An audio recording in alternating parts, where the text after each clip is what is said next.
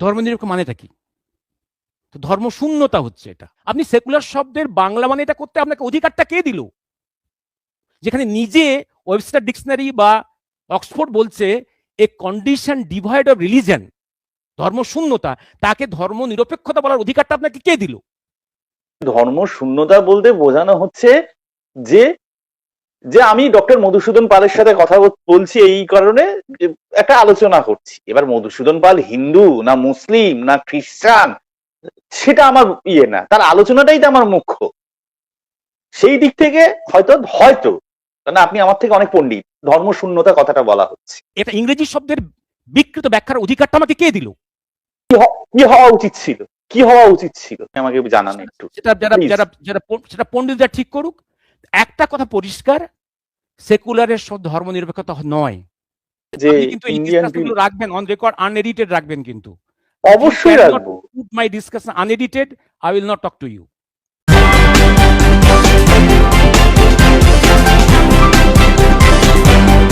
সঙ্গে তন্ময় অনুষ্ঠানে আজকে বিশিষ্ট বক্তা ডক্টর মধুসূদন পাল। শীতের পারো ক্রমাগত নিম্নগামী, আর আমাদের পোশাক দেখে আপনারা বুঝতে পারছেন যে শীত কতটা জাঁকিয়ে পড়েছে কলকাতা শহর। কলকাতায় অ্যারাউন্ড 10 ডিগ্রি, আমার মেদিনীপুরে এখন about 9 degree or 9 degree below. এই শীতের পরিবেশকে আমরা খুব উপভোগ করছি, আমি অন্তত করছি, আমার ভালো লাগছে। কিন্তু এই শৈত্য প্রবাহের মধ্যেও আমাদের চারপাশ বা বাংলাদেশ, তারা কিন্তু খুব শান্তিতে নেই। আমরাও কি শান্তিতে আছি? তো এই বাংলাদেশ নিয়েই যে সমস্ত লেখা পড়েছি, ভগবানজির একটা যোগাযোগ ছিল, ভগবানজির যে যোগাযোগ ছিল বাংলাদেশ নিয়ে, সেই যোগাযোগটা কি ছিল, কি রকম ছিল? অনেকেই বলেছেন, লিখিতও আছে কিছু কিছু জায়গায়, যে মুজিবের সঙ্গে নাকি ভগবানজির একটা প্রত্যক্ষ বা পরোক্ষ কিছু একটা যোগাযোগ ছিল। এখন এই অথেন্টিসিটি নিয়ে প্রথমে আমরা শুনবো ডক্টর পালের কাছে। মুজিবরের সঙ্গে তার প্রত্যক্ষ যোগাযোগ ছিল এরকম তথ্য আমি পাইনি। পরোক্ষ যোগাযোগ থাকতে পারে, কারণ মুজিব সম্বন্ধে মহাকালের যে কথাগুলো আছে খুব প্রীতিকর নয়। মানে একটা জায়গায় পরিষ্কার বলেছেন, তোমরা জানো না মুজিবরের হাতে হিন্দু খুনের রক্ত লেগে আছে 1946-এর প্রেক্ষাপটে, ডিরেক্ট অ্যাকশনের সময়। কারণ আপনার ইতিহাসের যারা ছাত্র জানেন, মুজিব ছিলেন সুরাবর্দির ডান হাত, এবং তারও পরে একটা জায়গায় বলেছেন মুক্তিযুদ্ধ শেষের পরে মুজিব একটা বিশ্বাসঘাতক বেঈমান। এই কঠিন কথা মহাকালের মুখ থেকে বেরিয়েছে। সুতরাং প্রত্যক্ষ যোগাযোগ ছিল, আমি কোনো তথ্য জানি না, তার বিয়ন্ডে থাকতে পারে। বাংলাদেশ মুক্তিযুদ্ধ যত কিছু যেটা অপারেশন হয়েছে, আমি বহুবার বলেছি, আরো স্পষ্ট করে বলেছি, এইটা নেতৃত্ব বিভিন্ন সার্কেলসে ছিল। Central character always behind the curtain. Even Mujib ও প্রান্তে, এ প্রান্তে ইন্দিরা গান্ধী, এদেরকে মনে করা হয় যে central character in this operation, কিন্তু ওরাও সেন্ট্রাল ক্যারেক্টার নয়। একটা সাবকন্টিনেন্টের একটা ভয়ঙ্কর ঘূর্ণাবর্তে দুজনেই পড়ে গিয়েছিল। আর ঘূর্ণাবর্তে পড়ে গেলে তখন বিভিন্ন পার্টিকেলস, গাছপালা ওই ঘূর্ণের মধ্যে পড়ে যায়, সে থেকে বেরিয়ে আসার কোনো জায়গা থাকে না। এবং এই ঝড়টা শেষের পরে তখন মুজিব বুঝে গেছিলেন যে কি কাণ্ডটা হয়ে গেল, আর ইন্দিরা গান্ধীও বুঝে গেছিলেন কি কাণ্ডটা হয়ে গেল। এবং 71 মুক্তিযুদ্ধের যে রেজাল্টটা হয়, সেই রেজাল্টটা ইন্দিরা গান্ধীর কাছেও কাম্য ছিল না, মুজিবের কাছেও কাম্য ছিল না। মুজিব পাকিস্তান থেকে ইংল্যান্ড হয়ে ফিরে আসার পরে যত কিছু কাণ্ডগুলো করেছে, সবগুলোর মূল উদ্দেশ্য ছিল মুক্তিযুদ্ধের যে মূল্যবোধ, যে ভ্যালুসদের জন্য যে জন্যে আন্দোলনগুলো করা হয়েছিল, মুক্তিযুদ্ধ হয়েছিল, সেই মূল্যবোধকে ধ্বংস করা। আর ইন্দিরা গান্ধীর তরফ থেকে ভারতবর্ষ সেই মুক্তিযুদ্ধের সময় ডিপ্লোম্যাটিক্যালি অ্যান্ড মিলিটারিলি যে গেনটা করেছিল, সিমলা এগ্রিমেন্ট দিয়ে ইন্দিরা গান্ধী সেই পুরো গেনটাকে ধ্বংস করেছেন পাকিস্তানকে পাইয়ে দেওয়ার জন্য। সুতরাং যে জন্যে পরবর্তীকালে ইন্দিরা গান্ধীও মুক্তিযুদ্ধের ইতিহাস লেখার কোনো চেষ্টা করেননি, এবং তার নির্দেশেই ফোর্ট উইলিয়ামে মুক্তিযুদ্ধের সময়কার সমস্ত ওয়ার্ড ডকুমেন্টসগুলোকে ডিস্ট্রয় করা হয়েছিল। এবং ওপার বাংলাতেও দেখবেন আপনি যে সংঘাতটা এখনো আছে, যে মুক্তিযুদ্ধের ইতিহাসটা ওপার বাংলাতেও লেখা হয়নি। কারণ ভয়ঙ্কর সত্যি কথাটা, ইন্দিরা গান্ধীর পক্ষেও লেখা সম্ভব নয়, কারণ তার অস্তিত্বের সংকট হবে, তার ওই ডিগনিটি চলে যাবে যে he is the central character in this operation. আর ওপার বাংলায় মুজিবরের আসল রূপটা প্রকাশ পেয়ে যাবে। যারা বলে প্রত্যক্ষ যোগাযোগ ছিল মহাকালের সঙ্গে, আমার ধারণা তথ্য ছাড়া এই কথাগুলো বলাটা, অন্তত আমি সেটা কখনো সমর্থন করব না। পরোক্ষ যোগাযোগ কিরম ছিল মুজিবের সাথে সেটা আমি জানি না। পরোক্ষ একটা জিনিস আমি বলছি, সেন্ট্রাল ক্যারেক্টার কখনো directly they need not order the operators. Operating এজেন্টসদের সেন্ট্রাল ক্যারেক্টার অনেক সময় ডিরেক্ট অর্ডার করে না, তারা থ্রু এজেন্টস করে। কারণ যদি সেন্ট্রাল ক্যারেক্টার মনে করে যে অপারেটিং এজেন্ট মে বিট্রে, মে ড্যামেজ, তখন কখনোই সে তার কাছে এক্সপোজড হবে না। কারণ মুজিবকে উনি চেনেন 1946 এর ঘটনার প্রেক্ষাপটে।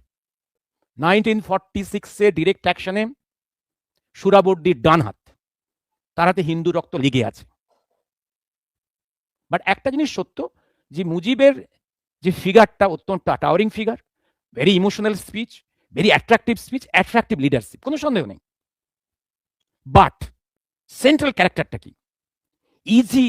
হ্যাজ হি ফট ফর বাঙালিত্ব অর ইসলামিক বাংলাদেশ? একদম from the core he is an Islamist, he is Muslim Leaguer. বাঙালিত্বের জন্য কোনো উনি যুদ্ধ করেননি। উনার প্রতি ওপার বাংলার যে লক্ষ লক্ষ হিন্দুর সমর্থন ছিল, সে হিন্দুদের কাছে অন্য কোনো অপশন ছিল না। ফজলুল হকের পরে, ফজলুল হক ছাড়া ওপার বাংলার কোনো লিডার বাঙালিত্বের গর্ব করেনি।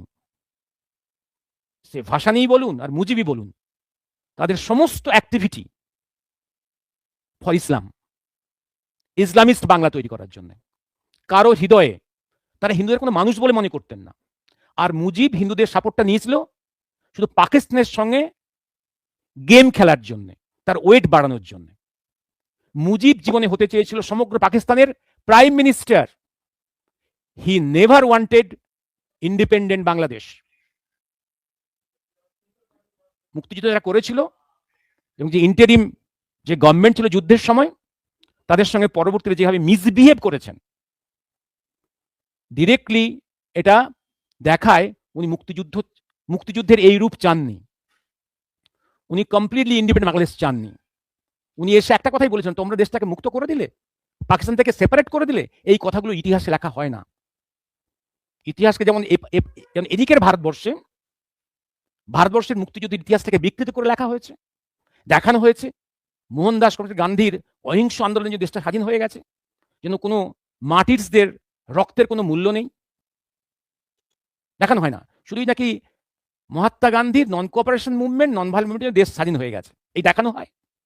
It's the official framework of history of independence India on government of India side, যেটা এখন একটু চেঞ্জ হচ্ছে। ওপার বাংলাতেও তাই মুজিবকে বড় করে দেখানো হয়েছে, তার ডার্ক সাইডগুলো মুছে ফেলা হয়েছে। কিন্তু ইতিহাস ভয়ঙ্কর, এবং আজকের ওপার বাংলার এই যে অন্ধকারের পেছনে মুজিবের পাপ আছে। মুজিব সেদিন বাঙালি ওপার বাংলার লক্ষ লক্ষ বাঙালি হিন্দু মুসলিম তারা সংগ্রাম করেছিল বাঙালিত্বের জন্য। মুজিব বিট্রে করে ঠিক পরক্ষণেই ভুট্টোর সঙ্গে এমব্রেস করতে গেলেন, গোলাগুলি করতে গেলেন। যে ভুট্টো একটা ক্ষমা চায়নি। পাকিস্তান আজও পর্যন্ত ওপার বাংলা যে 40 লক্ষ বাঙালিকে খুন করেছে, হিন্দু মুসলিম, এখনো পাকিস্তান ক্ষমা চায়নি, মুজিব সে ক্ষমা ডিমান্ডও করেনি। বাংলাদেশ মুক্তির যদি যে কোর্স অফ ইভেন্টস, পরের স্টেপসগুলো was not wanted by Indira Gandhi. যদি চাইতেন তাহলে ফিল্ড মার্শাল মানিক স্যার পেনশনটা উনি অ্যালাউ করতেন, পেনশনটা আটকে রাখতেন না, আর সিমলা এগ্রিমেন্টে এই কাণ্ড করতেন না যে আমাদের হাতে বন্দি 90,000 পাকিস্তানি বন্দিকে ছেড়ে দিলাম এবং তাদের পেনশন, টাকা পয়সা সহ, স্যালারি সহ, খাইয়ে দাইয়ে স্যালারি সহ, আর আমাদের 23,000 বন্দি ওখানে পড়ে থাকলো, পচে মরল, বার্গেনিং করলাম না, পকটা ওদের হাতে রয়ে গেল, 1 ইঞ্চি বার্গেনিং করলাম না, আর আমরা ওদের যে ল্যান্ডগুলো অকুপাই করলাম ছেড়ে দিলাম। This the clear betrayal to the interest of India. কারণ জানে যে কাণ্ডটা হয়ে গেছে তার ইচ্ছের বাইরে পাকিস্তানের ক্ষতি হয়ে গেল। তার বাবা হচ্ছে পাকিস্তানের স্রষ্টা, তিনি হচ্ছেন ইসলামিস্ট, তিনি কখনোই চায়নি পাকিস্তান দুর্বল হোক। পৃথিবীতে কোন স্টেটসম্যান এইভাবে বার্গেনিং করে সিমলা এগ্রিমেন্টে? কেউ করবে পৃথিবীর কোন দেশ? আপনারা কেউ কেন বলেন না যে আমরা ছেড়ে দিলাম 90,000 পাকিস্তানি সৈন্যকে প্রিজন সেল থেকে, আর আমরা বার্গেনিং করে আনলাম না আমাদের 23,000 বন্দীকে? আমরা ওদের অকুপাইড সব ল্যান্ড ছেড়ে দিলাম, কিন্তু আমরা পকটা বার্গেনিং করলাম না। This is patriotism. ওই মহামানব আসে, আমি যদি ভুল বলি আপনি আমাকে শুধরে দেবেন। সেখানে দেখা যাচ্ছে সেখানে কিছু কথার ইন্টারপ্রিটেশন একটাই হয়, he was directly attach to the soil of east Bengal. এবার সেখানে মুজিবের সঙ্গে লিঙ্ক আপ হচ্ছে, এরকম ইন্টারপ্রিটেশন কথাও পাইনি। উনি বেঙ্গলের কোন ক্যান্টনমেন্টে কি অবস্থা যুদ্ধের আগেই বলে গেছেন, এবং কোন ক্যান্টনমেন্টে আগে ফল করবে, কিভাবে ড্রামাটিক্যালি ফল করবে, সেগুলো বলে দিয়ে গেছে যুদ্ধের আগেই। এটা আরেকটা বিষয় ল্যান্ড সার্ভে না করলে এটা হয় না। এই ডিটেলসে কথা বলা, যশোর দুর্গের ইন্টারনাল অবস্থা, আন্ডারগ্রাউন্ড অবস্থা ডিটেলসে বলে যাওয়া, এটা ইন্টারনালি নিজে না দেখলে এটা হয় না। তার সেই ডিটেলস যেটা 71-এর যুদ্ধের আগে তিনি বলে গেছেন, সেটা 10 বছর পরে ওদের একজন বড় হাই অফিসার পাকিস্তানে ভলিউম লিখেছে, হুবহু মিলছে। বলুন। ওই মহামানব আসে একটা জায়গায় লেখা রয়েছে যে ওইখানে একটা স্পিড বোর্ড দেখা যেত, যদি আমি ভুল না বলি। এরকম অনেক কথা আছে, এগুলোকে ডেসিফার করার মতো করতে গেলে যে সিনসিয়ারিটি লাগবে, সেটা একটা অনেক কথা বলার আছে ওখানে। That clearly shows he was on the soil, he was on the riverine beds, he moved with his own might on his own team. মানে সেটা কত সাল হতে পারে, মানে সেটা আপনি যদি বলেন। যুদ্ধের সময়, যুদ্ধের আগের বর্ণনা আছে, যুদ্ধের সময়কার বর্ণনা আছে, যশোর দুর্গের আন্ডারগ্রাউন্ডের ডেসক্রিপশন যা আছে, তার বোধহয় যুদ্ধ শেষ হলো 70-তে, তো তার 10 বছর পরে পাকিস্তানের এক বিখ্যাত ওদের লেখক যে যুদ্ধক্ষেত্রে ছিল, he was a Pakistani was in the war front, তার ভলিউম বেরিয়েছে, নামটা বইটা বের করলে আমি বের করে দেখিয়ে দেবো। আমি একদিন কম্পেয়ার করেছিলাম যে মহাকালের কথা ডিটেলস যশোর দুর্গ, আর ওনার লেখা যশোর দুর্গের ডিটেলস এক। তো উনি তো আর মহাকালের কথা পড়ে বই লেখেননি, আর উনি কি লিখবেন এটা শুনে তো আর মহাকাল আগে থেকে বলেননি independently. That shows he was on the soil, he was on the ground in before and also during the operation. বাংলাদেশটাকে উনি খুব ভালো চেনেন, এপার বাংলা ওপার বাংলা ভারতবর্ষ খুব ভালো চেনেন, আর তার connections with the people of Bangladesh or this West Bengal অন্য প্লেন্সে, সেটা আমাদের মতো লোকেদের সঙ্গে যোগাযোগের মাধ্যমের প্রয়োজন নেই। He has its own network. Trailokya Maharaj, এটা ঐতিহাসিক ডকুমেন্টস। যে চিঠি ইন 65 পরিষ্কার, সেখানে মহাকালকে লিখছেন, গুরুদেব আমি এই জন্য রয়ে গেছি, আমি ওয়েস্ট বেঙ্গলে যাইনি, ইন্ডিয়াতে যাইনি, আমি রয়ে গেছি কারণ বাংলাদেশের মুক্তির প্রয়োজন, আপনি আশীর্বাদ করুন। দ্যাট ডকুমেন্ট একদম আজকে আর্কাইভাল ডকুমেন্ট।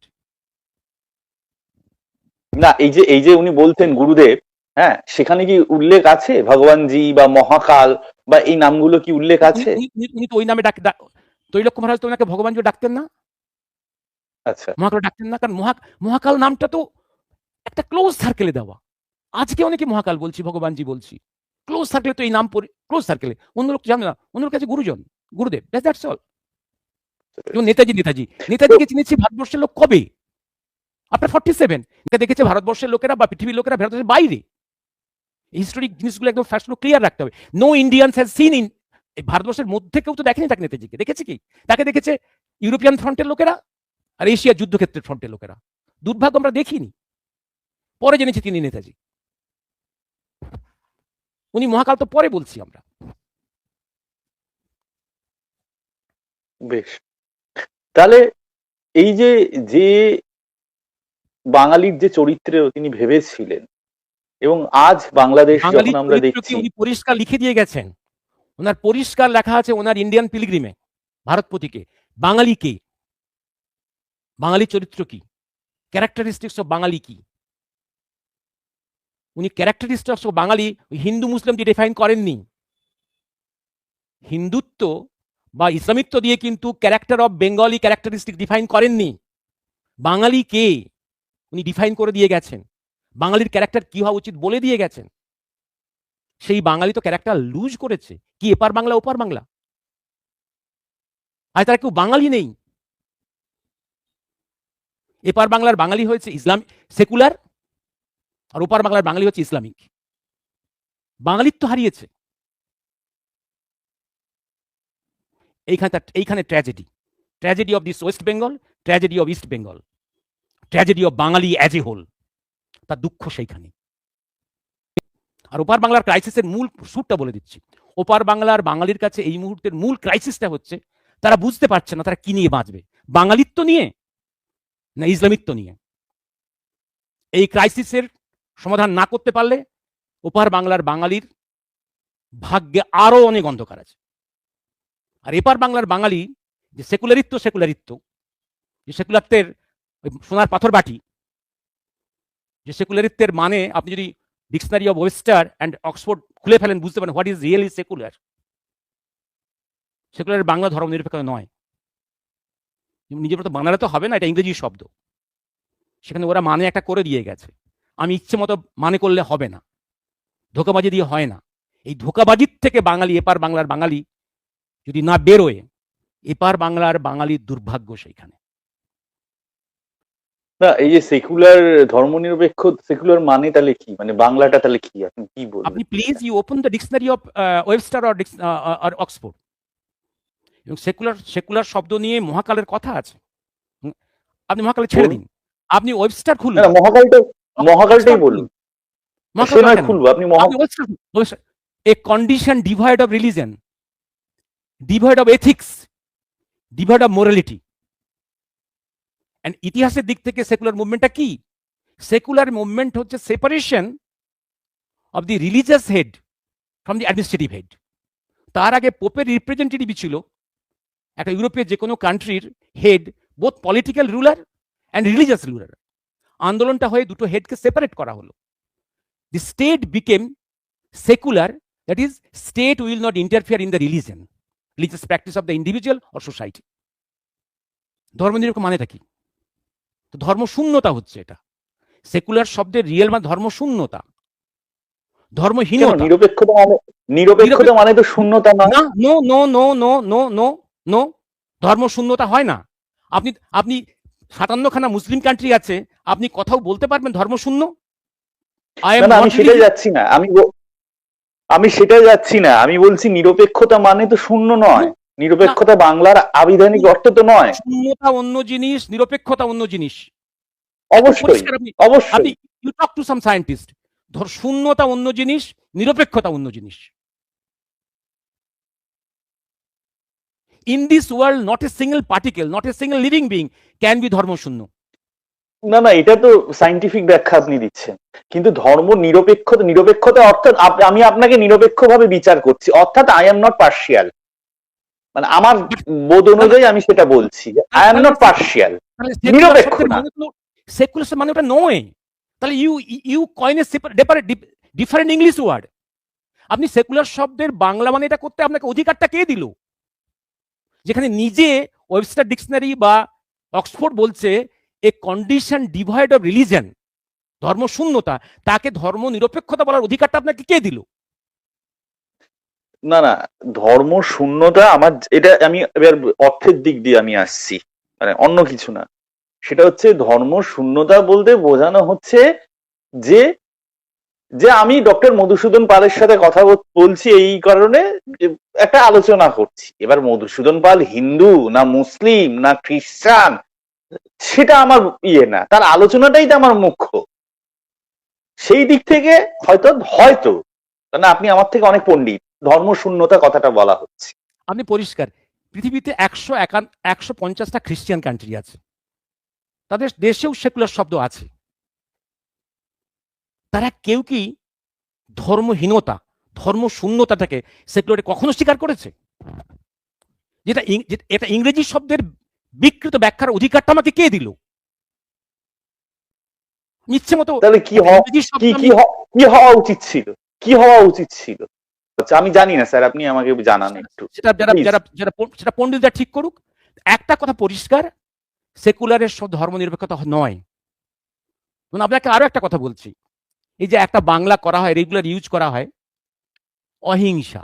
অহিংসা মানে non violence. Is it a good coining? Non violence ভাই অহিংসা, এটা কি গুড ট্রান্সলেশন? নন ভায়োলেন্সের মানে অহিংসা করা হয়েছে, ধোকাবাজি নয় এটা? ভায়োলেন্স মানে হিংসা করা হয়েছে, ধোকাবাজি নয়? ভায়োলেন্সের মানে যে হিংসা করা হয়েছে, ধোকাবাজি নয় এটা? আমরা ছিলাম ধর্ম নিরপেক্ষতা ধর্ম শূন্যতায়। আমার সরাসরি প্রশ্নটা স্যার এই যে তাহলে আমাদের দেশের বিভিন্ন বিভিন্ন ইম্পর্টেন্ট ওয়ার্ডস গুলোর মানেগুলোকে বিকৃত করে আমাদের জীবন দর্শনটাকে পয়জন করা হয়েছে। না না, আমি তো স্যার সেটাই জানতে চাইছি যে তাহলে বিকৃত না করে কি শব্দ হওয়া উচিত সেটা এবার না, এটা যে ভুল হয়েছে এটা আমি দেখিয়ে দিলাম, এবার কি হওয়া উচিত এবার এক্সপার্টরা চিন্তা করবে। বেশ, তাহলে এই প্রসঙ্গ থাক, আমি পরের প্রসঙ্গে আসছি। আপনি একটু আগে বললেন যে ইন্ডিয়ান রাখবেন অন রেকর্ড, আনএডিটেড রাখবেন কিন্তু। অবশ্যই রাখবো। My discussion unedited, I will not talk to you. না না, অবশ্যই রাখবো। কেন রাখবো? ভারতবর্ষে এইগুলো ধোঁকাবাজি চলছে ফর ডিকেডস। এই যে বাঙালির চরিত্র যেটা নিয়ে আপনি বলছিলেন ইন্ডিয়ান পিলগ্রিমে, আগে সেইটা একটু আপনি সংক্ষিপ্ত আকারে আমাকে বলুন। তারপরে যেই সময় ইন্ডিয়ান পিলগ্রিম, তারপরে ভগবানজি এলেন, ভগবানজির সময় ভগবানজি কি বলছেন, আদৌ কি কিছু পাওয়া গেছে বাঙালি ব্যাপারে? কিছু কি পাওয়া গেছে বলুন। আর আপনি এটা আমাকে আমাদের বলুন যে যে বর্তমান বিশ্ব বাঙালি মানে কিন্তু আমি বলছি বিশ্বের বাঙালি, যে প্রবাসী বাঙালি, এই বাঙালি, সেই বাঙালির চরিত্র কতটা বিবর্তিত হয়েছে বা কি হয়েছে? নেতাজির যে স্বপ্ন, আবার যখন ভগবানজির যে বাঙালির যে স্বপ্ন, সেটা কি পাল্টেছে বা কি পাল্টায়নি, ভালো হয়েছে না খারাপ হয়েছে, সেটা একটু আপনার কাছ থেকে শুনতে চাইবো। খুব স্পষ্ট আমার প্রশ্ন। আমি শেষের উত্তরটা আগে দিয়ে দিই। কি ওপার বাংলার বাঙালি, কি এপার বাংলার বাঙালি? যারা সত্যিকারের ট্যালেন্টেড, তারা কেউ প্রতিভা তো অনেক ক্ষেত্রে আছে, সাহিত্যে আছে, অনেক ক্ষেত্রে আছে, সব রকমেরই বলছি। সত্যিকারের সৎ প্রতিভাবান এপার বাংলার বাঙালিরা বেঙ্গলে, ওয়েস্ট বেঙ্গলে নেই। ওপার বাংলার সৎ ট্যালেন্টেড লোকেরা ওপার বাংলায় নেই, তারা সব রিফিউজি হয়ে গেছে, ঠিক জিউসদের মতো। তারা সব বিদেশে চলে গেছে, কারণ ওপার বাংলার মাটি বা এপার বাংলার মাটি রিয়েল অনেস্ট ট্যালেন্টেড লোকের কবরখানা হয়েছে বা শ্মশান ক্ষেত্র হয়েছে, চলতে বাধ্য হয়েছে। না, এই যে আপনি বলছেন যে বাঙালির কবরখানা হয়েছে, ওপার বাংলা বা এপার বাংলা, কবরখানা হয়েছে। এপার বাংলা এবং ওপার বাংলায় সে 1% হোক বা 2% হোক বা 0.1% হোক, বাংলা খ্রিস্টান বাঙালিও আছে, এখানে রয়েছে। ওপার বাংলায় আছে কিনা আমি জানি না, আমি এপার বাংলার কথাই বলছি, বা অন্যান্য ইয়েও আছে। তাদের ক্ষেত্রেও কি সেটা হয়নি, নাকি শুধুমাত্র ওই যেটা এই হিন্দু বাঙালিরই হয়েছে? মুসলিম বাঙালিরও হয়েছে। ওপার বাংলার মুসলিম বাংলার ট্যালেন্টের লোকরা সব চলে গেছে, চলে বাধ্য হয়েছে। সর্বনাশ দুপার বাংলাতেই হয়েছে। এবং ট্যালেন্টরা চলে যাওয়ার জন্য সেই ভ্যাকুয়াম পূরণ করছে কতগুলো লুম্পেন দুপার বাংলাতেই। The steering of politics in their hands. এই যে রবীন্দ্রনাথ, কাজী নজরুল ইসলাম, এদেরকে সুভাষচন্দ্র বসু, অনেক প্রতিভাবান বাঙালি আমরা দেখেছি সে সময়। যত উত্তর উত্তর যাচ্ছে, সময় যাচ্ছে, এই যে ডিগ্রেডেশন, বাঙালির অবনমন যদি আমরা বলি, এই অবনমনটা কি কারণে হচ্ছে বলে মনে হয়? এবং যে মহাকাল বা নেতাজি যে বাঙালির কথা স্বপ্ন দেখেছিলেন, সেই বাঙালি আজ আর নেই, কি কারণে হচ্ছে? বাঙালির অধঃপতনে অনেকগুলো কারণ আছে। এই বাঙালি বলতে একদম অ্যাজ এ হোল বলছি, হিন্দু মুসলিম নির্বিশেষে সবার অনেকগুলো কারণে হয়েছে। একটা হয়েছে, একটা সর্বনাশ হয়েছে, যেটা হচ্ছে ইংরেজদের পলিটিক্যাল ইউজ অব ইসলামের জন্য। একদম মনে রাখবেন, ব্রিটিশের টাকাতেই কিন্তু মুসলিম লীগ তৈরি হয়েছিল ঢাকার শাহবাগে 1906। ইতিহাসটা বলে দিচ্ছি আমি। 1906 যখন বেঙ্গল পার্টিশন, তার এগেনস্টে দুপার বাংলার বাঙালি উত্তাল হয়ে উঠল, তাকে বেঙ্গল পার্টিশনটা আন্ডু করতে হয়েছিল। তখন সে বুঝে গেছিল যে উইথাউট প্রপার প্রিপারেশন যদি পরবর্তীতে কোনো ভাঙন আমি ডিভিশন করি, সেই ডিভিশন এগেনস্টে জনগণ উত্তাল হয়ে উঠবে। সুতরাং প্রিপারেশন নিল একটা মুসলিম লীগ তৈরি করার, যে আমি ডিভিশন, আমাকে পলিটিক্যাল ইউজ অফ ইসলাম করে দেশকে ডিভাইডের দিকে এগোতে হবে, ফ্রিডম মুভমেন্টকেও ডিভাইড করতে হবে, এবং পরবর্তীকালে পার্টিশনের জন্য আমাকে চিন্তা করে রাখতে হবে। আর ব্রিটিশ পৃথিবীর যে কোনো প্রান্তে গিয়েছে, যাওয়ার সময় তারা ডিভাইড করে গেছে, তার প্রিপারেশন নিয়েছে। তারপর বাঙালিদের মধ্যে এই যে বিভাজনটা শুরু হলো আরেকটা জায়গাতে, দুর্বলতার একটা সুযোগ হচ্ছে, বাঙালিদের বাঙালি হিসেবে বাঁচবার শেষ চেষ্টা একটা হয়েছিল, ফজলে হককে যদি 1937-এ কংগ্রেস, ফজলে হক, কৃষ্ণ প্রজা পার্টি কম্বাইন্ড গভর্নমেন্ট তৈরি করতে পারত, তাহলে মুসলিম লীগ ক্ষমতা বাইরে রাখা যেত। সেটাও কিন্তু সম্ভব হয়নি গান্ধী এবং ব্রিটিশের চক্রান্তে। গান্ধী কংগ্রেসকে অ্যালাউ করলেন না ফজলে হককে সমর্থন করে কংগ্রেস কৃষক প্রজা পার্টি গভর্নমেন্ট তৈরি করতে। গান্ধীর মধ্যে একটা চক্রান্ত ছিল, ব্রিটিশ তাকে এটা করিয়েছে। বাঙালির শেষ স্বপ্ন, আমি ওপার বাংলার তরফ থেকে বলি, শেষ সর্বশ্রেষ্ঠ বাঙালি হচ্ছেন ফজলে হক, আর এপার বাংলা থেকে দেশবন্ধু। সেই স্বপ্ন বিলিয়ে গেল, ধ্বংস হয়ে গেল। তারপরে এলো ভারত, পশ্চিম বঙ্গদেশে ক্রিয়েটেড ফেমিন, বাংলায় ক্রিয়েটেড ফেমিন, দুর্ভিক্ষ, দেন পার্টিশন। কি হলো পার্টিশনে? বাংলায় রক্তক্ষয় হলো। তারপর হিন্দু মুসলিম দাঙ্গা সৃষ্টি করা হলো, এপার বাংলা ওপার বাংলা ভাগ, দেশ ভাগ হয়ে গেল, কোটি কোটি বাঙালি রিফিউজি হয়ে গেল। ওপার বাংলা থেকে হিন্দুরা কয়েক কোটি রিফিউজি এখানে চলে এলো। আর একটা বিশাল ট্যালেন্টেড, এই মুহূর্তে Europe, America, Canada, Australia, New Zealand সমস্ত ল্যাবগুলোতে বা সায়েন্স রিসার্চ ল্যাবরেটরিতে যাবেন আপনি, কোথাও না কোথাও বাঙালি বসে আছে টপ পজিশনে। ওই ট্যালেন্টসগুলো যদি এপার বাংলায় থাকতো, ওপার বাংলায় থাকতো, ভারতে থাকতো, কোথায় যেতাম? কারণ কি ভারত, কি এপার বাংলা ওপার বাংলা সেই ট্যালেন্টের জায়গাটা রাখলো না। অনেক কারণ, সর্বনাশের অনেক কারণ। তারপরে যেটা ঢুকে গেল আমাদের মধ্যে, যেটা হচ্ছে যে বাঙালি ভুলে গেল তার বাঙালির ক্যারেক্টারিস্টিক্সটা। একদিকে এরা হয়ে গেল সেকুলার, যার মানে তারা বোঝে না, আর ওপাশে হয়ে গেল ইসলামিস্ট।